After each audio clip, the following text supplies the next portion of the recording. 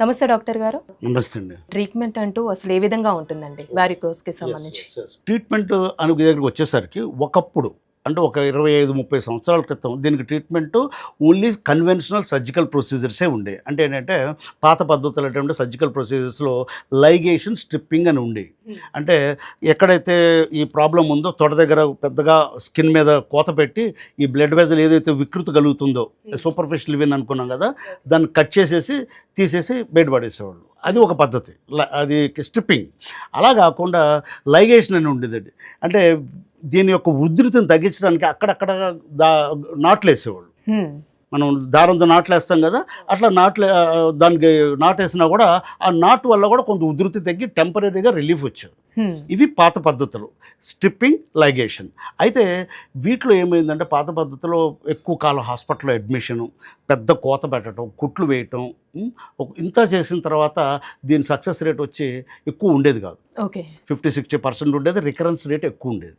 So అందుకోసం ఏంటంటే దాని తర్వాత ఒక డ్రాస్టిక్ చేంజ్ వచ్చింది, రెవల్యూషనైజ్ అయిందనమాట దీనికి ట్రీట్మెంట్ విషయంలో. అది లేజర్ ఎరా. లేజర్ వచ్చిన తర్వాత ఏమిటంటే హాస్పిటల్లో అడ్మిట్ అవ్వటం, కట్ చేయటం, కోతలు ఏముండవు. ఒక నీడిల్తో ఈ మొత్తం కూడా లేజర్ దీనికి సంబంధించిన ట్రీట్మెంట్ అంతా చేసేయచ్చు. ఆ లేజర్ ప్రొసీజర్ వచ్చి కూడా దాదాపుగా 25-30 ఇయర్స్ నుంచి ఉంది. అది వచ్చిన తర్వాత ఈ పాత పద్ధతిలో ట్రీట్మెంట్ ఎవరు కూడా తీసుకోవట్లేదు.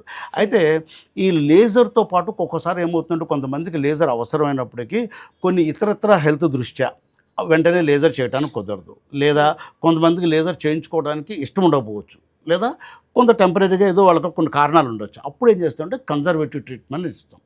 ఈ కన్జర్వేటివ్ ట్రీట్మెంట్ ఏంటంటే కొన్ని రకాలైన మందులు, ఎక్సర్సైజెస్, స్టాకింగ్స్ అని ఉంటాయి, మెడికల్ స్టాకింగ్స్ అని.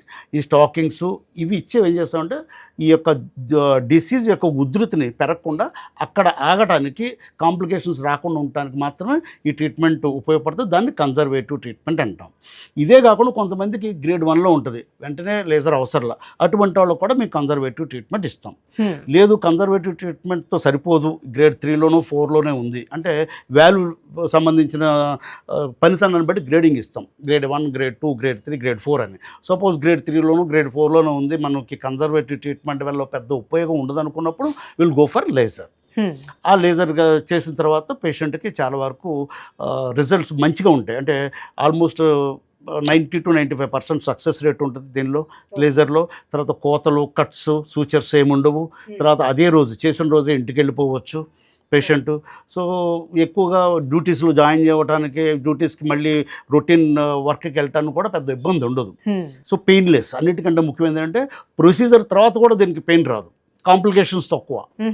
సో ఎక్కడ చేసామో కూడా తెలియదు. సో ఇన్ని అడ్వాంటేజెస్ ఉన్నాయి కాబట్టి లేజర్ అనేది ఈ రోజుల్లో చాలా వరకు అందరూ కూడా ఈ ప్రాబ్లంకి లేజర్కి వెళ్తున్నారు. డాక్టర్ గారు, ఇప్పుడు వారికోస్ వెయిన్స్కి సంబంధించి ఇందాక మీరు తెలియజేశారు, అంటే చాలా పద్ధతులు ఉన్నాయని, అందులో ఏది బెస్ట్ అంటారండి? ఓకే, ఇందాక మీకు చెప్పినప్పుడు చికిత్సా పద్ధతులు కన్వెన్షనల్ సర్జరీ పాత పద్ధతి తీసేస్తే ఆ తర్వాత వచ్చిన ఎరాలో లేజర్ అని, ఆర్ఎఫ్ఏ అని, మైక్రోవేవ్ అబ్లేషన్ అని, గ్లూ థెరపీ అని చాలా ఉన్నాయి. కాంటెంపరీ మోడాలిటీస్ అంటే ఒకే టైంలో చేసేవి. అయితే వీటిలో అన్నింటిలో కూడా లేజర్ ఈజ్ బెస్ట్ అని చాలా స్టడీస్లో చెప్పారు. ఎందుకు లేజర్ బెస్ట్ అంటే సపోజ్ ఆర్ఎఫ్ఏ తీసుకున్నామండి, ఆర్ఎఫ్ఏలో లేజర్తో పోలిస్తే కాంప్లికేషన్స్ కొంచెం ఎక్కువగా ఉంటాయి. ప్లస్ ఒక సిర యొక్క ఏ సిరకైతే మనం లేజర్ చేయాలో ఆ సిర కనుక బాగా పెద్దగా ఉంటే ఆర్ఎఫ్ఏ ఎఫెక్టివ్గా ఉండదు. సో పెద్ద సిరలు ఉన్నప్పుడు ఆర్ఎఫ్ఏ ఎఫెక్ట్ ఉండదు, కాంప్లికేషన్స్ లేజర్తో పోలిస్తే ఎక్కువ కాబట్టి సో ఆర్ఎఫ్ఏ కంటే కూడా లేజర్ బెటర్. తర్వాత గ్లూ అనేది ఒక విధమైనటువంటి కెమికల్ని బ్లడ్ వెజల్లోకి ఇస్తారు. అంటే ఈ లేజర్, ఆర్ఎఫ్ఏ అనేది వేడి పుట్టించి వేడి ద్వారా బ్లడ్ వెజల్ను క్లోజ్ చేస్తాం. ఏదైతే వికృతి చెందిన సిర ఉందో దాన్ని క్లోజ్ చేస్తాం. గ్లూలో ఏం చేస్తారంటే వేడి వాడకుండా ఒక రకమైనటువంటి కెమికల్ని పంపించి ఆ సిరని క్లోజ్ చేస్తారు. అయితే గ్లూ అనేది కొంచెం కాస్ట్. ఇందాక మనం చెప్పుకున్నాం ఫెయిల్యూర్కి చాలా వరకు 90% కాజెస్ ట్రిబ్యూటరీస్ ఎక్కువ ఉండి వాటికి ట్రీట్మెంట్ ఇవ్వకుండా ఉండటం ఫెయిల్యూర్ కారణాలను చెప్పుకున్నాం కదా. సపోజ్ అది గ్లూ చేయాలనుకోండి, ఒక మెయిన్ సిరకి గ్లూ ఇవ్వాల్సి వస్తుంది. సపోజ్ 2-3 ట్రిబ్యూటరీస్ ఉన్నాయనుకోండి, వాటికి కూడా గ్లూ ఇవ్వాలంటే ఒక్కొక్క దానికి గ్లూ ఇవ్వడానికి చాలా కాస్ట్ ఉంటుంది. ఇప్పుడు 4కి గ్లూ ఇవ్వాలంటే ఎంత అవుతుంది? వైద్యంకి అయ్యే ఖర్చు కంటే కూడా గ్లూకి చాలా కాస్ట్ ఎక్కువైపోతుంది. అది కాస్ట్ ఎఫెక్టివ్ కాదు. ఓకే. యూజువల్ కానీ 90% ఆఫ్ టైమ్స్ ఎక్కువ ట్రిబ్యూటరీస్ ఉంటాయి, ఒకటే వెజల్ ఉండదు. సో అలాంటప్పుడు గ్లూ కూడా అక్కడ కాస్ట్ ఎఫెక్టివ్ కాదు. ఒక దానిలో ఇచ్చి కూర్చోవడం వల్ల మిగతా వదిలేయటం వల్ల మళ్ళీ సేమ్ రిపీట్ అవుతుంది. వాటిలో కూడా గ్లూ ఇవ్వాలంటే already glue 90,000 to 1 lakh glue ఉంటుంది. 3-4 గ్లూస్ ఇవ్వాలంటే ఎక్కడ అవుతాయి, అక్కడికే చాలా కాస్ట్ అయిపోతుంది. So it is not cost effective. Microwave ablation అనేది ఇంకో ప్రొసీజర్ ఉంది. అయితే అది ఈ మధ్యన వచ్చింది. అది దాని పనితనం అనేది ఇంకా మనకి పెద్ద అవగాహనలోకి రాలేదు కాబట్టి ఇప్పుడు దాన్ని కూడా మనం ఇప్పుడు లేజర్తో పోల్చలేము. సో వీటన్నిటితో పోలిస్తే laser is the best. Thank you so much doctor గారు. ఓకే, థ్యాంక్ యూ మంచిది. అండి. Okay, right, thank you.